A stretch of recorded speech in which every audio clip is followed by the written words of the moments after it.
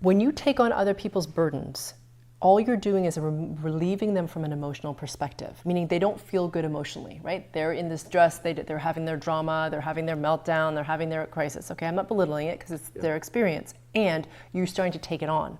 So you taking on their emotional experience relieves them from an emotional standpoint, but it doesn't actually resolve the problem.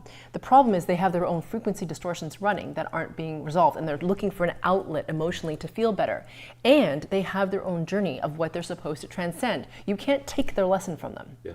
I mean, you may want to because it may look like suffering to you and you may want that suffering to end, but it's very likely that that's a lesson for them to transcend. I mean, who are we to know, right, what their lesson is to transcend? So by taking away that emotional burden from them and putting it into yourself, all you're doing is weighing yourself down. And you'll notice with those people, they'll feel better after talking to you for about a little bit. And then the next day, it's like a different story, like a different person, but similar story, right? It's the same kind of drama that happens over and over again to them. So it doesn't matter how much you take from them, it seems to always be there. You have to resolve the frequency distortion pattern first, and then that stops it. But you taking their emotional stuff doesn't resolve it. So what I heard you say is that you probably, with good intentions, came to help me, but in many ways you kind of interrupted my journey as far as my ability to help myself. Yeah.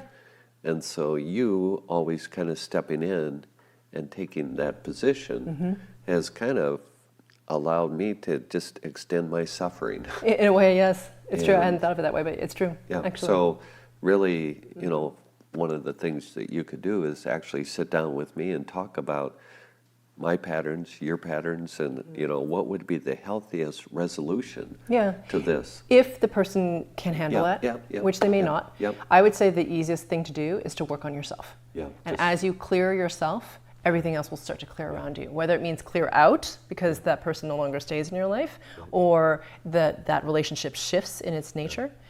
The other thing I just want to mention about the helper frequency are for people who are quote unquote healers or people who, in any capacity, meaning anything from physical, like massage, acupuncture, chiropractic, all the way to like the energetic intuitives, okay?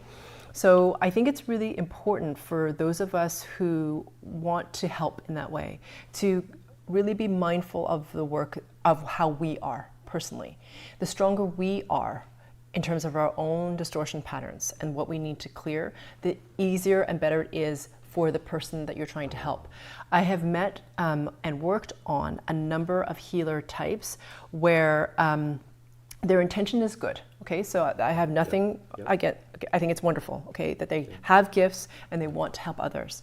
And their lives are fraught with drama, abuse, scarcity, whatever. Okay, and yet they're helping people in realms where there requires a higher level of integrity and neutrality in order to do what they would like to do. And so their own instability causes instability in the field in which they are working.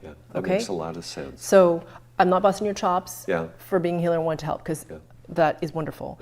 And it's really important to be clear and continue to, and it's for me too, it's to continue to clear, right? Continue to clear, continue to clear. That strengthens us internally, that allows more people to be helped